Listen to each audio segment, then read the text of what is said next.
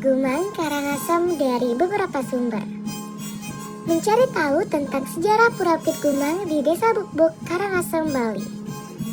Mengenai awal berdirinya Pura Bukit Gumang tidak diketahui secara pasti.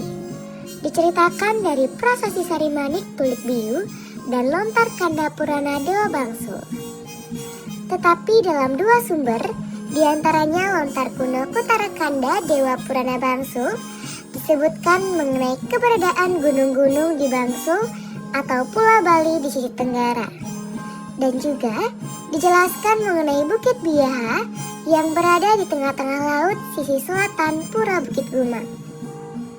Selain itu, diceritakan prasasti Sarimanik Tuluk Biu dan Lontar Kutara Kanda Purana Dewa Bangsu menceritakan tentang beberapa dewa yang bersanakan di Pura Bukit Gumang.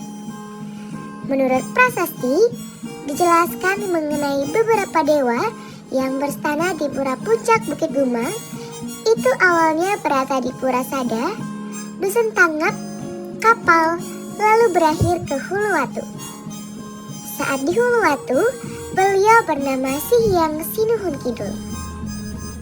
Dari Huluwatu, lalu beliau ke arah Bukit Biaha dan menyunting putri Batara Gede di Bukit Biaha yang namanya Dewi Ayumas. Kemudian beliau ke arah Bukit Gumang dan disebut Batara Gede Gumang.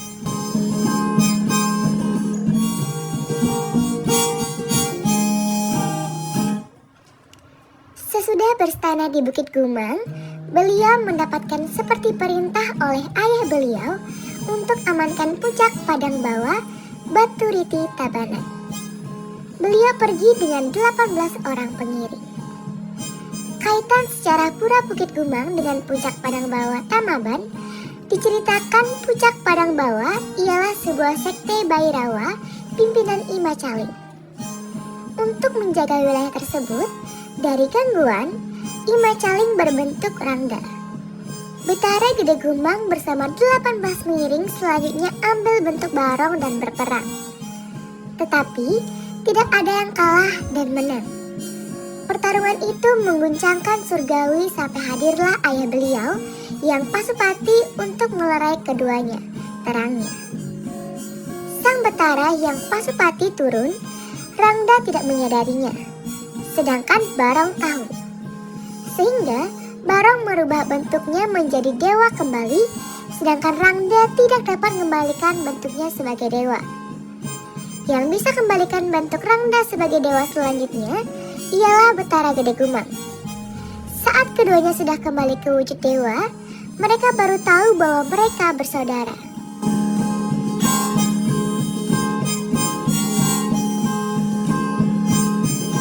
Rupanya, Ima Caling sebagai Rangda ialah putra Betara Gede di Bukit Biaha yang diusir untuk mencari tempat atau permukiman di Bias Muntik atau di Nusa Penida.